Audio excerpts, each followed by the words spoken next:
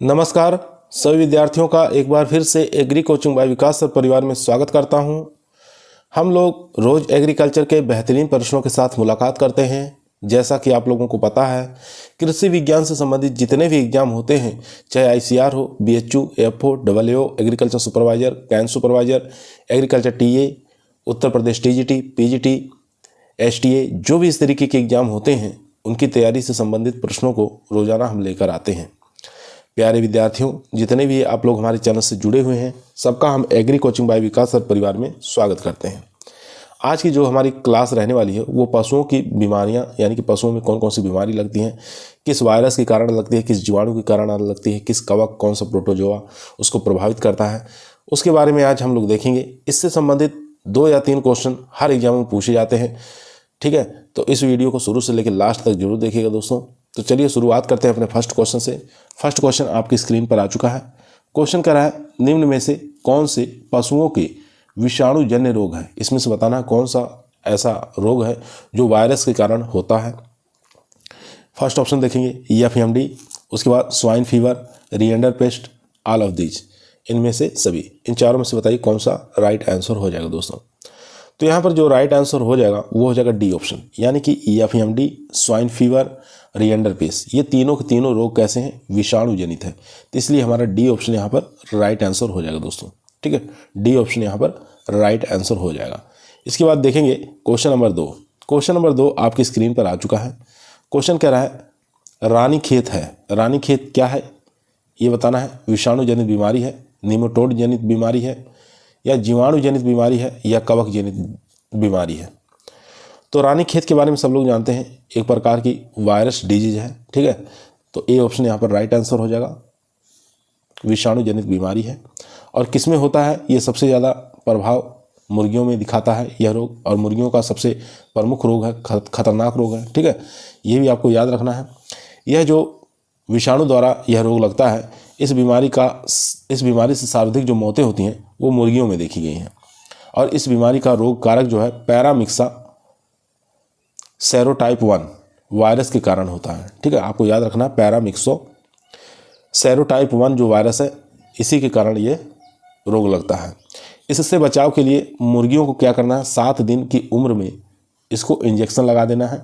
और किसका इंजेक्शन लगाना है, पैरामिक्सो सेरोटाइप 1 का वायरस का एक इंजेक्शन आता है, उसका टीकाकरण कर देना चाहिए।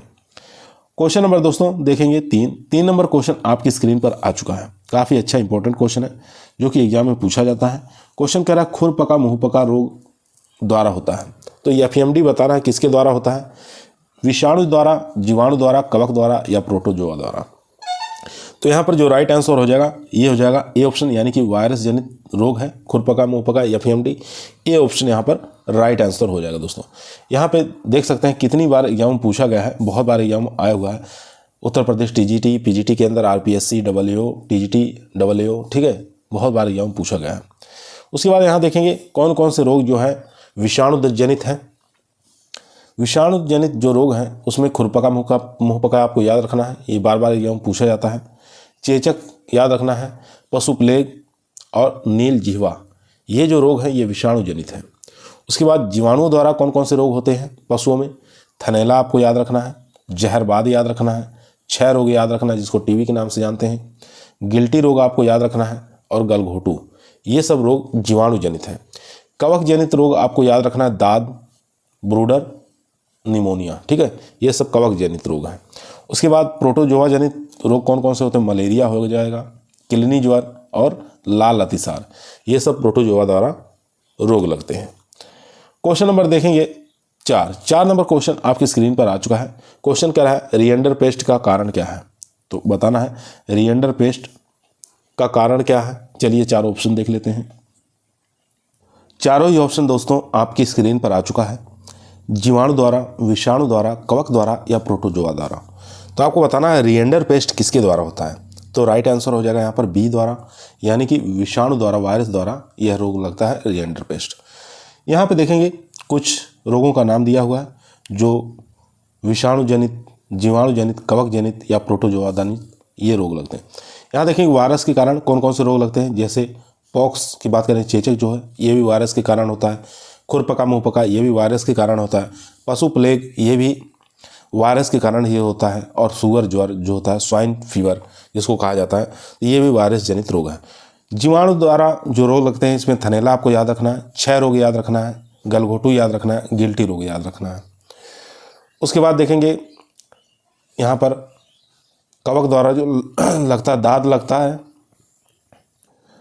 कवक द्वारा आपको याद रखना है दाद, कवक जनित गर्भपात, ठीक है। एक होता है ब्रूडर निमोनिया, ठीक है। ये 3 रोग ऐसे हैं जो कवक द्वारा होते हैं। उसके बाद प्रोटोजोआ की बात करेंगे तो इसमें सर्रा आपको याद रखना है जो कि बार बार एग्जाम में पूछा जाता है। मलेरिया आपको याद रखना है जो कि एग्जाम में बार बार पूछा जाता है। किलनी ज्वर ये भी आपको याद रखना है, बार बार एग्जाम में पूछा जाता है, ठीक है। यहाँ पे देख लेंगे कुछ और भी रोग हैं, जैसे आपको यहाँ देखना है कि रानीखेत जो है ये भी वायरस जनित रोग है, ठीक है। नील जिह्वा ये भी वायरस जनित है। और यहाँ पे देखेंगे पक्षघात ये भी वायरस जनित है। उसके बाद जीवाणु द्वारा जहरबाद भी होता है और गिल्टी रोग भी जीवाणु जनित होता है। यहाँ पे ब्रूडर निमोनिया जो है ये भी कवक द्वारा होता है, ठीक है। इन सब रोगों को भी आपको याद रखना है। इसके बाद चलते हैं क्वेश्चन नंबर 5। क्वेश्चन नंबर 5 आपकी स्क्रीन पर आ चुका है। क्वेश्चन कह रहा है पशु प्लेग का दूसरा नाम क्या है? एंथ्रेक्स है, रिएंडर पेस्ट है, मेस्टाइटिस है या काउपॉक्स है? तो पशु प्लेग का दूसरा नाम पूछ रहा है तो रिएंडर पेस्ट के नाम से जानते हैं। इसका बी ऑप्शन यहाँ पर राइट आंसर हो जाएगा दोस्तों। बी ऑप्शन यहाँ पर राइट आंसर हो जाएगा। कुछ और भी रोग हैं जिनको दूसरे नाम से जानते हैं, जैसे पशु प्लेग की बात करें तो रिएंडर पेस्ट के नाम से जानते हैं, चेचक की बात करें तो पॉक्स के नाम से जानते हैं, गिल्टी रोग की बात करें तो एंथ्रेक्स के नाम से जानते हैं, थनैला की बात करें तो मेस्टाइटिस रोग के नाम से जानते हैं, क्षय रोग की बात करें तो ट्यूबरकुलोसिस यानी कि टीबी के नाम से इसको जाना जाता है। क्वेश्चन नंबर देखेंगे 6 नंबर क्वेश्चन आपकी स्क्रीन पर आ चुका है दोस्तों। ध्यानपूर्वक पढ़ेंगे, आंसर देंगे। क्वेश्चन कह रहा है खुरपका और मुंहपका रोग का मुख्य लक्षण क्या है? तो खुरपका मुंहपका रोग का लक्षण बताना है। धंसी हुई आंखें, खूनी दस्त या तीव्र नब्ज और हृदय दर्द या मुंह और पैरों में छाले। तो यहाँ पर डी ऑप्शन राइट आंसर हो जाएगा। मुंह और पैरों में छाले हो जाते हैं, ठीक है। आयन पर छाले हो जाते हैं, थनों पर छाले पड़ जाते हैं, ये इसके प्रमुख लक्षण होते हैं।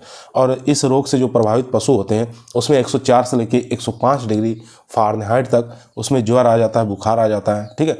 और खुरपका मुंहपका जो रोग होता है ये वायरस के कारण होता है। किसके कारण होता है? वायरस के कारण होता है, ये भी आपको याद रखना है।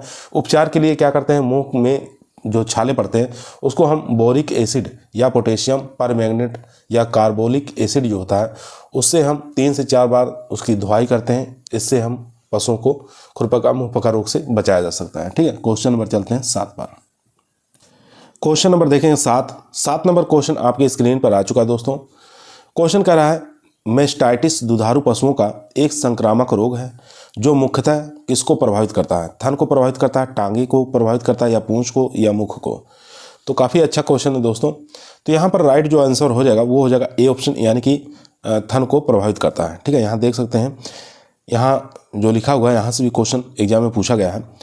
थनैला जो होता है प्रमुख रूप से गाय, भैंस, दुधारू पशुओं, कभी कभी भेड़ और सूअर में भी यह रोग देखने को मिलता है, ठीक है। कारण क्या है? थन में जीवाणु के अंदर घुस जाने के कारण संक्रमण हो जाता है, जिसके कारण क्या है? जीवाणुओं में स्ट्रेप्टोकोकस, स्टेफाइलोकोकस, कॉर्नीबैक्टीरियम, पायोजीनस माइक्रोबैक्टीरियम प्रमुख है, ठीक है। इसके कारण होता है, ठीक है। बैक्टीरिया का नाम भी पूछ सकता है, किस बैक्टीरिया के कारण होता है? तो स्ट्रेप्टोकोकस, स्टेफाइलोकोकस, कॉर्नीबैक्टीरियम, पायोजीनस और माइक्रोबैक्टीरियम, इन जीवाणुओं के कारण ये रोग लगता है। लक्षण की बात करें, लक्षण क्या है? दुहान के समय पशु द्वारा जो दूध निकाला जाता है तो पशुओं को दर्द होने लगता है, आयन पर सूजन आ जाती है और थनों में पानी तथा दूध के थक्के निकलने लगते हैं। दूध के साथ रक्त भी कभी कभी आने लगता है और पशुओं को तेज बुखार हो जाता है। क्वेश्चन नंबर देखेंगे 8 नंबर क्वेश्चन कह रहा है गाय में दुग्ध ज्वर किसकी कमी से होता है?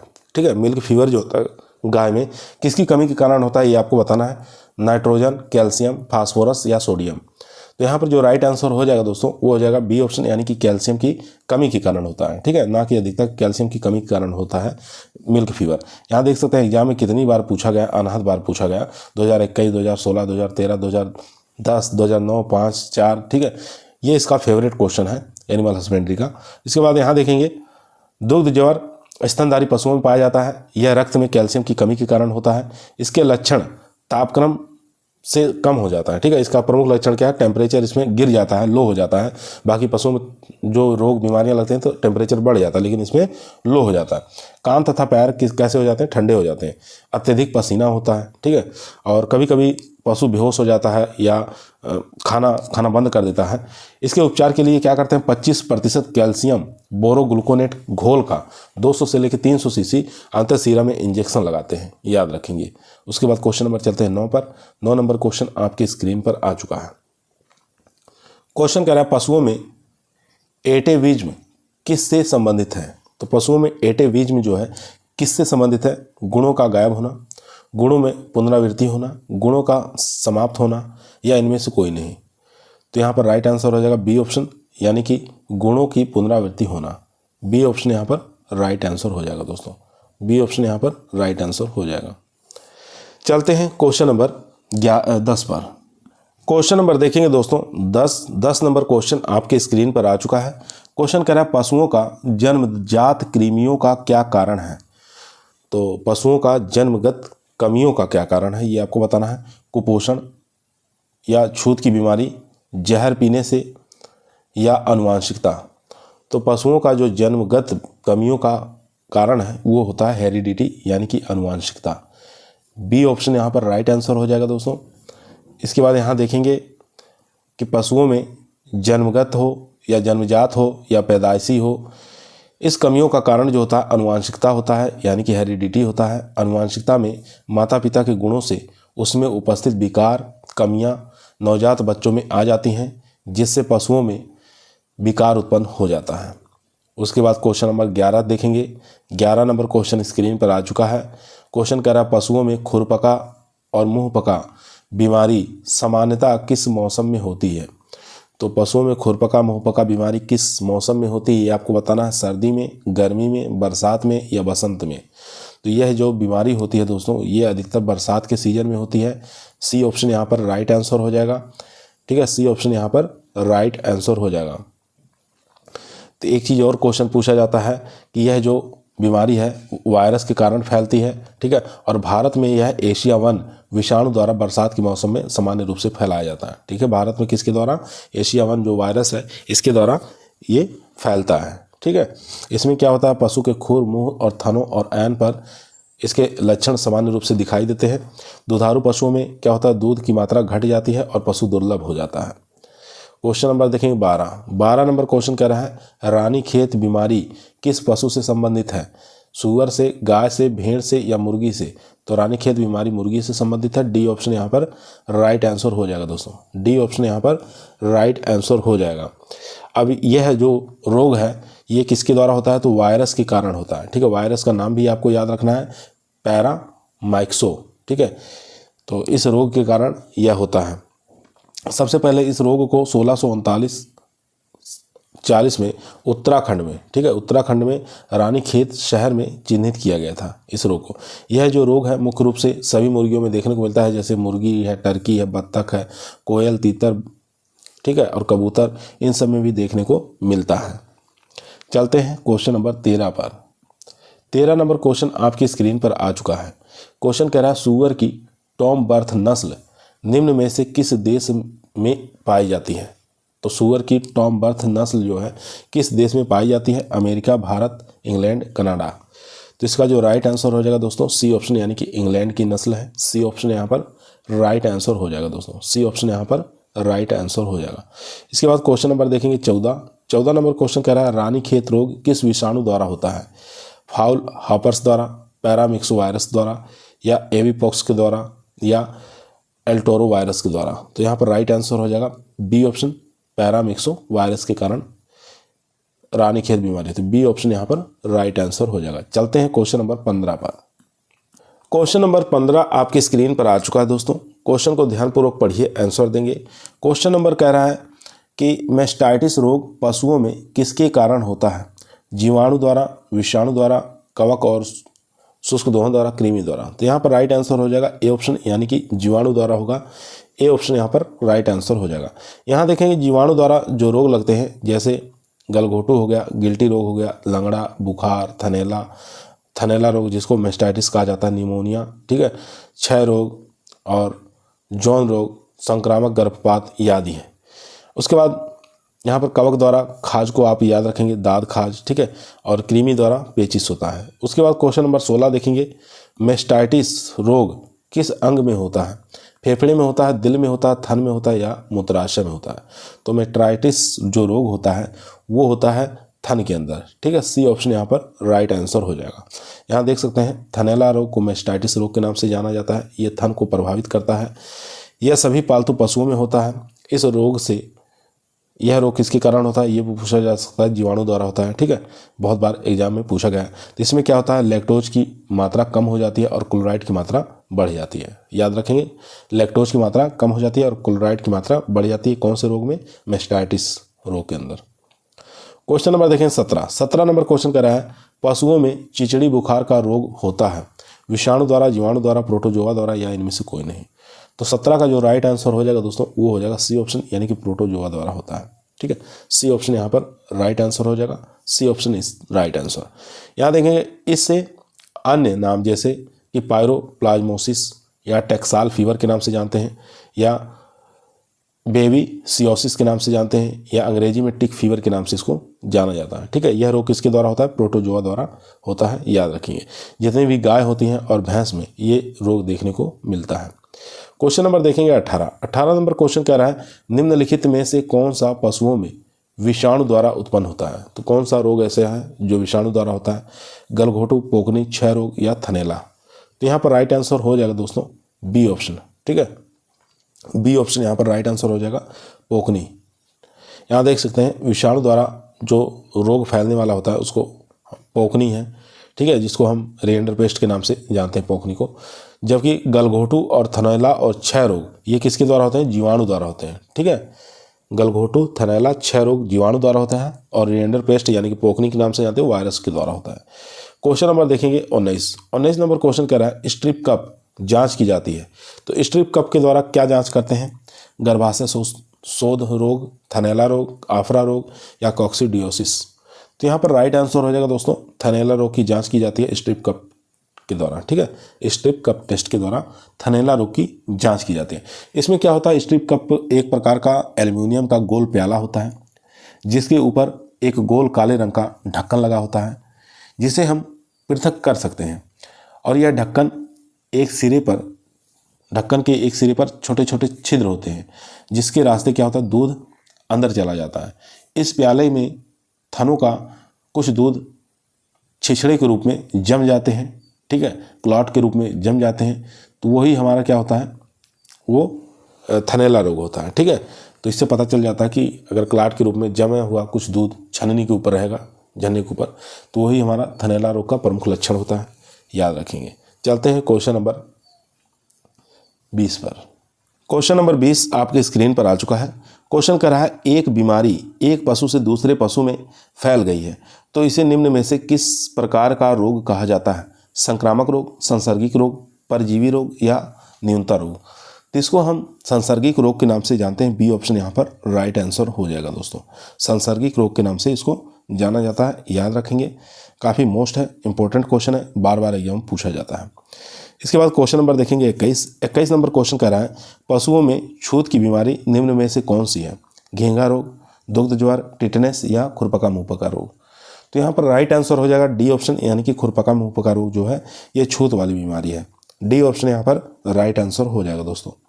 इसके बाद क्वेश्चन नंबर देखेंगे 22 नंबर क्वेश्चन कह रहा है, गलघोटू बीमारी का इंक्यूबेशन काल है।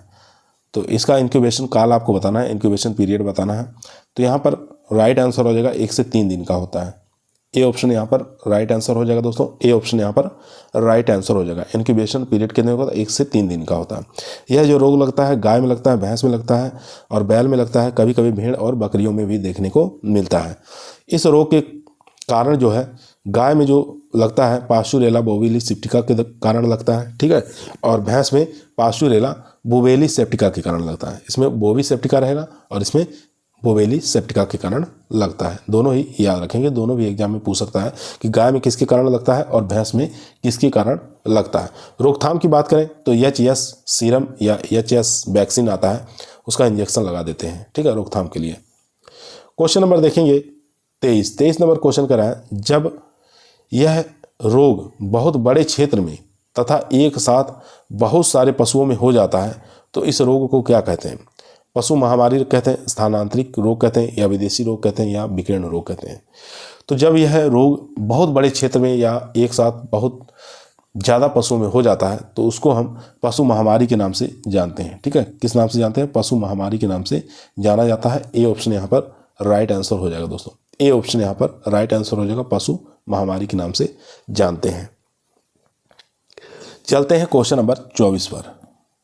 क्वेश्चन नंबर देखेंगे 24 नंबर क्वेश्चन स्क्रीन पर आ चुका है दोस्तों। क्वेश्चन कह रहा है प्रोटोजोआ के द्वारा पशुओं में होने वाली बीमारी कौन सी है? सर्रा है, आफरा है, या गर्भाशय शोध है, या संक्रामक गर्भपात है? तो यहाँ पर जो राइट आंसर हो जाएगा वो हो जाएगा सर्रा। ए ऑप्शन यहाँ पर राइट आंसर हो जाएगा दोस्तों। यहाँ देख सकते हैं प्रोटोजोआ के द्वारा पशुओं में सर्रा बीमारी होती है। यह जो रोग है ट्राइपेनसोई वेंसाई नामक परजीवी के कारण होता है। ठीक है, यह प्रोटोजोआ पशुओं के रक्त में प्रवेश कर जाता है जिससे रक्त में कमजोरी आ जाती है, सुस्ती आ जाती है, पशु का वजन जो होता है कम हो जाता है, खून में कमी आ जाती है। ठीक है, और पशु जो होता है चक्कर काटने लगता है और अत्यधिक तीव्र बीमारी होने पर पशु गिरकर मर जाता है। याद रखेंगे। क्वेश्चन नंबर देखेंगे 25 नंबर क्वेश्चन कर रहा है निम्न में से कौन सा एक रोग पशु से मनुष्य में और मनुष्य से पशु में संचारित होता है? तो कौन सा ऐसा रोग है पशुओं से मनुष्य में फैलता है और मनुष्य से पशुओं में संचारित होता है? तो काफ़ी अच्छा क्वेश्चन है दोस्तों, बहुत बार एग्जाम में आ चुका है ये। तो यहाँ पर जो राइट आंसर हो जाएगा वो हो जाएगा लेप्टोस्पायरोसिस। ठीक है, यहाँ पर डी ऑप्शन राइट आंसर हो जाएगा। डी ऑप्शन यहाँ पर राइट आंसर हो जाएगा। किसके कारण होता है ये भी आपको याद रखना है। तो ये बैक्टीरियल डिजीज है, जीवाणु के कारण यह रोग लगता है। ठीक है, पशुओं से मनुष्य, मनुष्य से पशुओं में होता है। इसको अन्य नाम से भी हम जानते हैं, जैसे फील्ड फीवर के नाम से भी कह सकते हैं, रेड क्लाउचर्स येलो के नाम से जानते हैं, प्रोटोवियल बुखार के नाम से जानते हैं। ठीक है, चलते हैं क्वेश्चन नंबर 26 पर। 26 नंबर क्वेश्चन स्क्रीन पर आ चुका है। क्वेश्चन कह रहा है आंतरिक अंगों के आधार पर बीमारी के निदान के लिए कभी कभी मरे हुए पशु को लाया जाता है तथा इस प्रकार के निदान के रूप में जाना जाता है। तो किस रूप में जानते हैं इसको, ये आपको बताना है। तो शव परीक्षा के नाम से, पोस्टमार्टम के रूप में इसको जाना जाता है। डी ऑप्शन यहाँ पर राइट आंसर हो जाएगा। ठीक है, डी ऑप्शन यहाँ पर राइट आंसर हो जाएगा। इसके बाद क्वेश्चन नंबर देखें 27 नंबर क्वेश्चन कर रहा है निम्न में से कौन सा सूक्ष्म जीवाणु थनैला रोग पैदा करने वाला है? तो किसके द्वारा थनैला रोग लगता है? तो स्ट्रेप्टोकोकस एग्लैक्टिका। ठीक है, इसके कारण थनैला रोग लगता है। ए ऑप्शन यहाँ पर राइट आंसर हो जाएगा। ठीक है, स्ट्रेप्टोकोकस एग्लैक्टिका। ठीक है, और भी इसमें जीवाणु जो महत्वपूर्ण आपकी भूमिका निभाते हैं उसको भी देख लेते हैं। यहाँ देखेंगे दोस्तों, लिखा हुआ है थन में जीवाणु के अंदर पाए जाने के कारण संक्रमण होता है तथा कारण जीवाणुओं में स्ट्रेप्टोकोकस, स्टेफिलोकोकस, ऑयरिस बैक्टीरियम, पायोजेनिस और माइक्रोबैक्टीरियम प्रमुख हैं। जीवाणु गंदे फर्श, ग्वाले के हाथ तथा पशु के शरीर में थन के प्रवेश करने से होता है।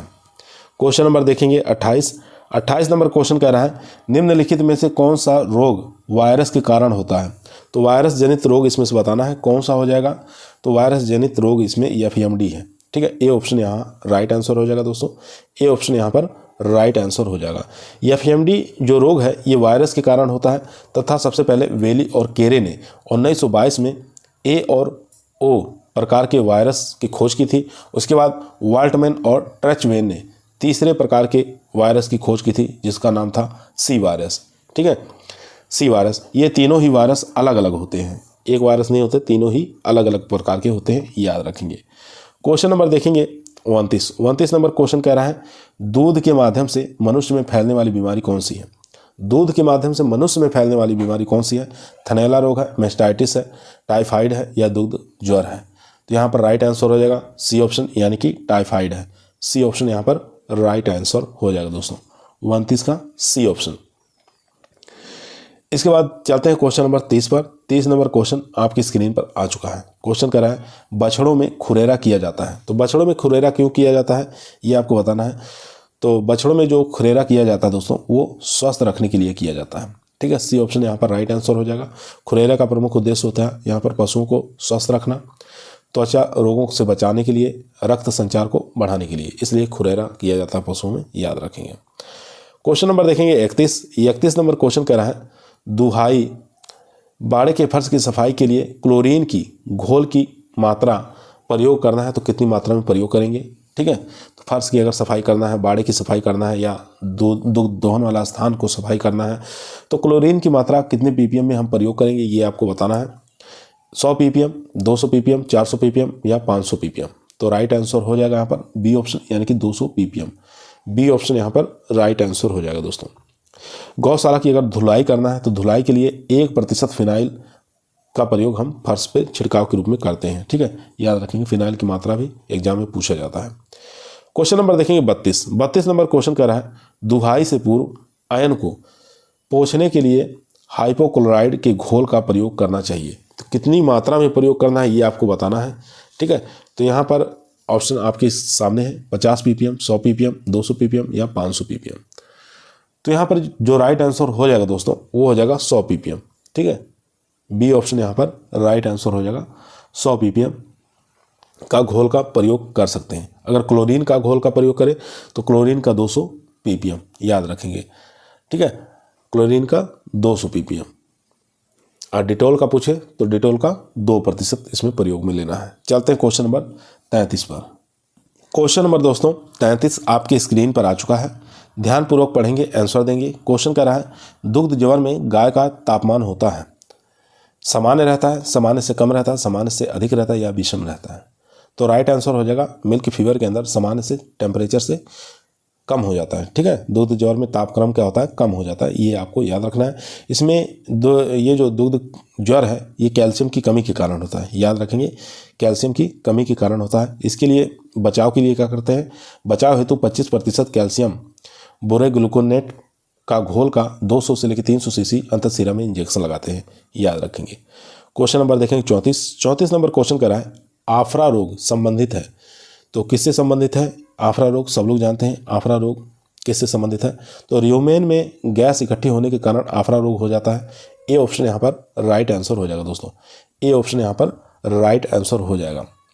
और ये आफरा रोग हो जाता है क्यों होता है, अत्यधिक गीला चारा खाने के कारण या दूषित गैसों के कारण। ठीक है, इसके कारण आफरा रोग हो जाता है।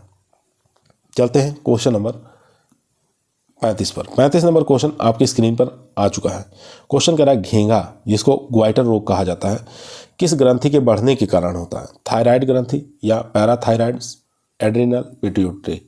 तो यहाँ पर राइट आंसर हो जाएगा थायराइड ग्रंथि के बढ़ने के कारण होता है घेंगा रोग, जिसको ग्वाइटर रोग के नाम से हम जानते हैं। ठीक है, इसमें क्या होता है, इस रोग में आयोडीन की कमी हो जाती है। ठीक है, आयोडीन की कमी के कारण घेंगा या ग्वाइटर रोग हो जाता है। क्वेश्चन नंबर देखेंगे 36 नंबर क्वेश्चन करा है दुग्ध ज्वर से पीड़ित गाय के शरीर का तापक्रम अंकित कीजिए। तो अगर मिल्क फीवर किसी गाय को हुआ है तो उसका टेम्परेचर कितना हो जाएगा ये आपको बताना है। 30 डिग्री सेंटीग्रेड, 42, 38 या 45। तो राइट आंसर हो जाएगा यहाँ पर सी ऑप्शन यानी कि 38 डिग्री सेंटीग्रेड। सामान्य तापमान से जो टेम्परेचर होता है, सामान्य टेम्परेचर होता है, उससे टेम्परेचर कम हो जाता है, लो हो जाता है। तो सी ऑप्शन यहाँ पर राइट आंसर हो जाएगा दोस्तों। चलते हैं क्वेश्चन नंबर 37 पर। क्वेश्चन नंबर दोस्तों 37 आपके स्क्रीन पर आ चुका है। क्वेश्चन कह रहा है निम्नलिखित दवाइयों में से कौन सी दवा थनैला रोग के लिए उपयोगी है। तो थनैला रोग के लिए उपयोगी दवा बताना इसमें से कौन सी है। तो राइट आंसर हो जाएगा पेंडेस्ट्रीन। ठीक है, डी ऑप्शन यहाँ पर राइट आंसर हो जाएगा। ये थनैला रोग के लिए दवा है, याद रखेंगे, जो कि एग्जाम में पूछा जाता है। यहाँ देखेंगे थनैला रोग जो होता है गाय में भी होता है, भैंस में भी होता है, बकरियों में, सुगर में भी लग जाता है। किसके कारण लगता है तो ये बैक्टीरिया जनित रोग है। बैक्टीरिया का नाम भी आपको याद रखना है, स्ट्रेप्टोकोकस एग्लेक्सिया। ठीक है, इसके कारण यह रोग लगता है। इसमें क्या करता है पशु जुगाली करना बंद कर देता है तथा ऐन में सूजन आ जाती है और उसको बुखार हो जाता है। और उसके बाद आपको याद रखना है कि कौन कौन सी दवा के रूप में, इलाज के रूप में दिया जाता है। तो पेंडेस्ट्रीन आपको याद रखना है, पेनिसिलिन आपको याद रखना है, एनाल्जेट्रिक दवा, इन दवाओं का प्रयोग करना है। तीनों दवा आपको याद कर लेंगे, तीनों ही दवा के बारे में पूछा जाता है एग्जाम में बार बार। उसके बाद क्वेश्चन नंबर देखेंगे 38 नंबर क्वेश्चन कह रहा है मुर्गियों में स्वैलेन हॉक सिंड्रोम किसकी कमी के कारण होता है, जस्ता, मैग्नीज या मैग्नीशियम या कोबाल्ट।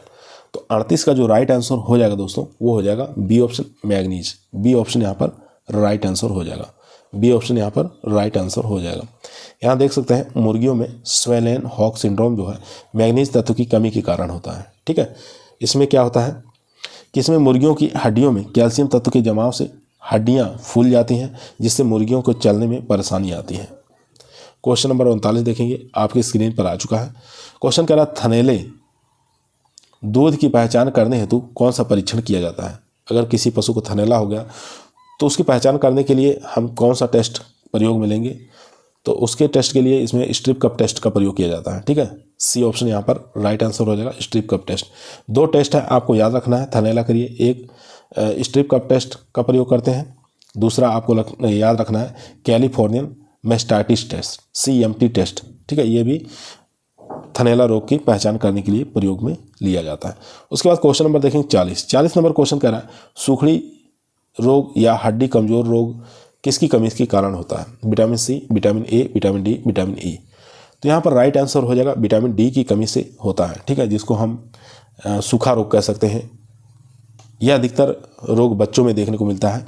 इसमें बच्चों में देखने को मिलता है और इससे क्या होता है हड्डियाँ जो होती हैं लचीली हो जाती हैं, टेढ़ी मेढ़ी हो जाती हैं। ठीक है, तो ये विटामिन डी की कमी के कारण होता है।